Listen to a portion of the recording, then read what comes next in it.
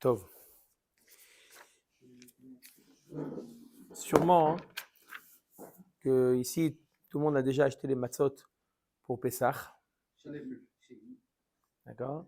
Les matzot ont déjà été achetés pour Pessah, on les a déjà, les matzot à la maison. La question, c'est de savoir maintenant, Shabbat arrive, Shabbat Agadol arrive, est-ce qu'on a le droit de déplacer les matzot ou non, les matzot sont muktzeh. Alors, le premier type de muktzeh qui est mentionné dans le Shulchan Aruch, ce qu'on appelle muktzeh mechamat chesron kis. C'est quoi muktzeh mechamat chesron kis? C'est un muktzeh qu'on n'a pas le droit qui est. La définition, c'est un objet pour lequel une personne est makpid, fait attention de ne pas le déplacer, de ne pas l'utiliser, de peur qu'il lui arrive quoi que ce soit.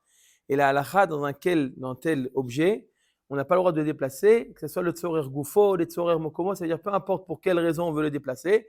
C'est quoi le tzorer goufo, le tzorer mokomo? Quand on voit dans la halakha de muktzeh, c'est très important premièrement de définir de quel type de muktzeh il s'agit. Et deuxièmement, pour quelle raison je veux le déplacer. Après avoir défini de quel type de muktzeh il s'agit, alors là, je veux savoir, il y a certains types de muktzeh que j'ai le droit de les déplacer. Par exemple, ce qu'on appelle les tzorer goufo. Par exemple, il y a ce qu'on appelle klish melarto leissou. Un marteau, c'est un klish melarto leissou. D'accord? C'est un objet qu'on utilise pour faire une melacha.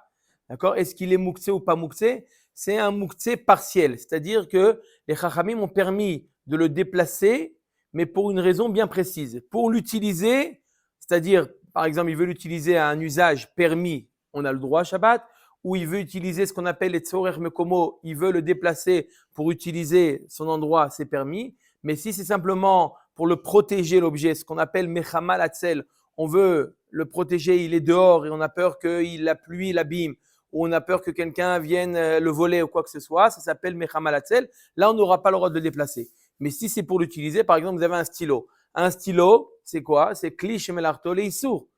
D'accord? Klish melarto leissou. Si pour ça m'aide, Baal Koré par exemple. Le Baal Koré Shabbat, il arrive à mieux lire s'il utilise quelque chose pour suivre là où il est. Sinon, il a du mal à passer d'une ligne à une autre ligne. Il aura le droit de prendre un stylo pour suivre. Pourquoi? Le stylo, c'est vrai que c'est un klish melarto leissou, mais c'est le tzorer goufo, c'est pour l'utiliser.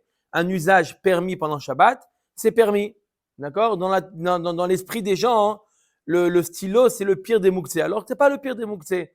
Une pierre, c'est beaucoup plus muktzeh. De l'argent, c'est beaucoup plus muktzeh. D'accord? Un stylo, c'est un klish melarto leissou. C'est vrai, on n'a pas le droit de le déplacer si c'est pour le protéger. Mais si c'est parce que ça en sent là où il est posé, ça me dérange, ou j'ai besoin de l'utiliser pour, comme j'ai dit, lire à la Torah ou n'importe quel usage qui serait permis pendant Shabbat, ça s'appelle le tzorer goufo et c'est permis. Par contre, muktzeh mechamat chesron kis, puisque la personne, il est makpid, il fait attention à ne pas déplacer pour une raison ou une autre l'objet. Il fait attention à ne pas l'utiliser en dehors de son usage spécifique. Dans ce cas-là, même les tzorer goufo et même les tzorer mekomo, on n'a pas le droit de déplacer cet objet-là.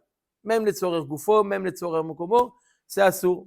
Aucun, kal vachomer, si c'est mechamal atzel, on n'aura pas le droit de le déplacer. D'accord? Donc, il n'y a aucune possibilité de déplacer avec les mains, puisqu'il y a d'autres manières de déplacer, mais avec les mains, il n'y a aucune possibilité de déplacer un klish melarto leissour s'il est muktzeh mechamat chesron kis, s'il est makpid sur ce keli. Par exemple, les exemples qui sont ramenés dans le Shulchan Aruch, c'est un couteau de Mila, le couteau d'un shochet. Le couteau d'un shochet, il fait très très attention de ne pas le déplacer pour une raison ou une autre. Il l'utilise que dans le cadre de la shrita, puisque la shrita l'interdit de Shabbat. Donc, impossible de déplacer un couteau de shrita pendant Shabbat. Un autre exemple qui est ramené dans muktzeh mechamat chesron kis, c'est des objets qui sont destinés au commerce. D'accord? Un habit, par exemple, c'est pas muktzeh. D'accord? Quand il y a un habit, il n'y a aucun problème, il n'y a aucun muktzeh. Mais si maintenant, cet objet, cet habit-là, il est destiné à la vente, il y a des personnes qui ont un point de vente chez eux à la maison. Ils ont des habits qui sont destinés à la vente. D'accord? Ils ont une sorte de penderie comme ça. Ces habits-là sont destinés à la vente. Et il veut déplacer la penderie pour accéder à quelque chose, ce qu'on appelle le tzorer mokomo. Non, c'est interdit. Pourquoi? Parce que ces habits sont considérés comme muktzeh mechamat chesron kis. D'accord? Ces habits, je suis makpid, je fais attention à ces habits-là. puisque je fais attention, ne pas de faire attention, d'accord, il y a quelqu'un qui vient et qui veut simplement dire, je peux essayer ou pas. Attends, t'as l'intention d'acheter ou t'as pas l'intention d'acheter? T'as l'intention d'acheter, c'est une chose. Mais si t'as pas l'intention d'acheter, non, je suis makpid, je fais attention. Il peut arriver quoi que ce soit. S'il arrive quoi que ce soit à cet habit-là, je peux plus le vendre à son prix. Je suis obligé peut-être de le vendre à 10% du prix. Puisqu'il y a ici, il y a chesron kis, il y a une perte d'argent, s'il lui arrive quoi que ce soit, ça entraîne chez la personne une akpada. D'accord? Il est makpid, il fait attention, il est rigoureux sur ce qui va arriver. Et donc, automatiquement, les chachamim ont défini cet objet comme muktzeh mechamat chesron kis. On n'a pas le droit de déplacer ni les tzorer goufo, ni pour l'utiliser, ni les tzorer mokomo, ni pour utiliser son endroit. Et en aucun cas, on peut l'utiliser. D'accord? Et ça arrive. Par exemple, un autre exemple d'un objet qui est destiné à la vente. Pas simplement si moi je vends, j'ai acheté un vêtement. D'accord? J'ai 14 jours pour le rendre. Et je vois que, sauf, non, il ne me convient pas ce vêtement, il est trop grand, trop petit, ça n'a pas la couleur qu'il fallait, etc. J'ai décidé de le rendre. Maintenant, à partir du moment où j'ai décidé de le rendre, d'accord, qu'est-ce qu'il est? Automatiquement, il est destiné au commerce. Pas moi qui va le vendre, mais je vais le restituer au magasin. Automatiquement, cet objet-là que j'ai décidé de le ramener au magasin, il est muktzeh mechamat chesron kis. Il se trouve dans un sachet. Je n'ai pas le droit de le déplacer. C'est comme des billets, c'est comme de l'argent, c'est comme des pierres. Ça, c'est le plus haut niveau de muktzeh mechamat chesron kis. On n'a pas le droit dans aucun cas de le déplacer. C'est des choses à savoir. Maintenant, donc ça c'est le Rama qui ramène ce din-là. Il est ramené dans le Bet Yosef au nom du Rambam. Que quoi? Veo adin kelim amyuchadim lesrora ou makpid alehem. Donc, tu as des kelim qui sont destinés au commerce. Maintenant, quel est le din? Ça, c'est pour les objets. Comme j'ai dit, les habits, d'accord, les choses, des objets comme ça. Maintenant, quel est le din pour un aliment qui est destiné au commerce? Quelqu'un qui a une macolette, quelqu'un qui a une épicerie, d'accord? Shabbat, il a des invités. Il veut se servir des bouteilles de coca qu'il a dans son épicerie.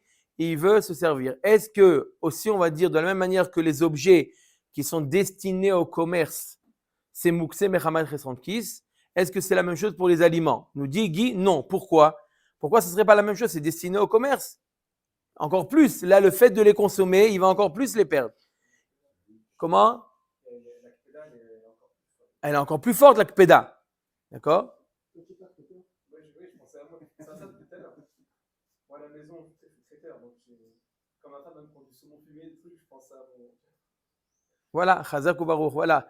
Saumon fumé qui est destiné à Mais si on a des invités, on ne va pas réfléchir, on va prendre, Alors- après on refera leur... alors, je vais expliquer un petit peu. Il y a le Or Saméar qui dit qu'il donne une raison.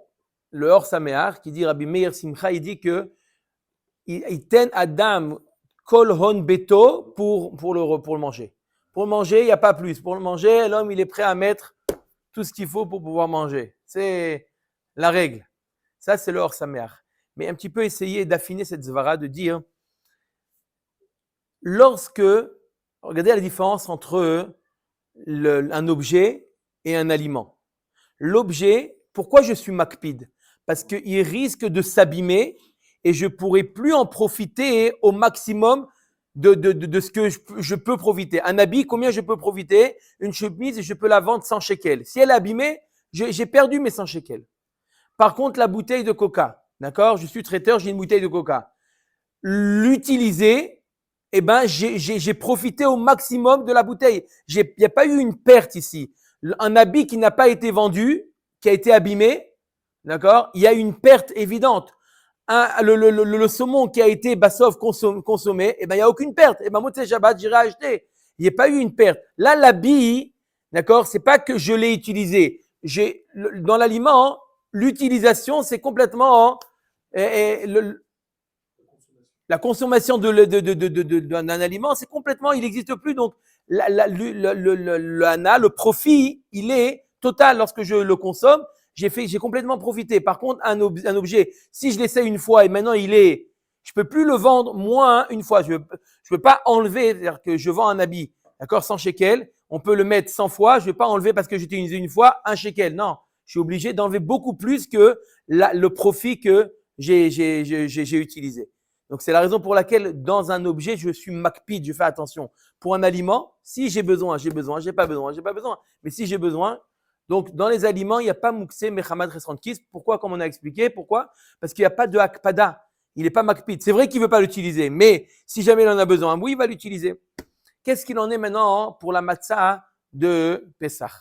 La matzah de Pessah, alors c'est vrai que c'est un aliment. Et si on le rend dans la catégorie des aliments, on a dit, il y a marqué dans le Shulchan Aruch Siman Shin Yud, aucun aliment n'est mouktsé. Pourquoi? Comme on vient de dire, pourquoi un aliment n'est pas mouktsé? Parce qu'un aliment, tu peux l'utiliser. Mais si c'est un aliment comme la matzah de Pessah, qui est destiné au soir de Pessah, Même si je peux la racheter. même si je peux la racheter, mais Tant qu'il n'y a pas de issour. non, mais je veux dire que la hana, là, c'est comme l'habit. Pourquoi? Pourquoi c'est comme l'habit? Parce que la hana, si je mange maintenant, d'accord, je mange le Shabbat Hagadol, je mange de la matzah. Jamais de ma vie, je suis prêt à manger de la galette à ce prix-là. D'accord? Pourquoi je mets ce prix-là pour la galette? Pourquoi je mets ce prix-là pour de la matzah? Parce que j'ai une obligation de manger la matzah qui est mamash, meadrin, etc. Maintenant, à Shabbat, il y a les mêmes matzot, d'accord? Les mêmes matzot, il y a au dixième du prix qui sont chametz. D'accord? J'ai le même goût, etc.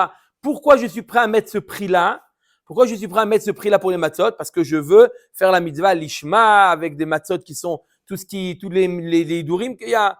Donc oui, le fait de le manger à Shabbat qui précède Pessah, il y a oui une grande perte ici. C'est pas comme la bouteille de coca ou le saumon ou le fait d'avoir profité, j'ai rien perdu. J'ai consommé ce que j'ai payé. Là, j'ai consommé, mais pas ce que j'ai payé, puisque j'ai payé par rapport à la mitzvah de l'El Seder. Donc, le fait de les utiliser avant Pessah, il y a oui ici Chesrantkis et c'est Mouktsé. Et donc, si quelqu'un il a une boîte, il faudra faire attention qu'il a une boîte, il a laissé sur la table. Il faut savoir que la boîte, elle est Mouktsé, mais Hamad Chesrantkis, on n'a pas le droit de la déplacer. S'il n'a pas de chalot ou s'il a je ne sais trop pas pourquoi il ne peut pas utiliser sa chalot, il a fait ça, il pourrait là? Non, il ne pourra pas.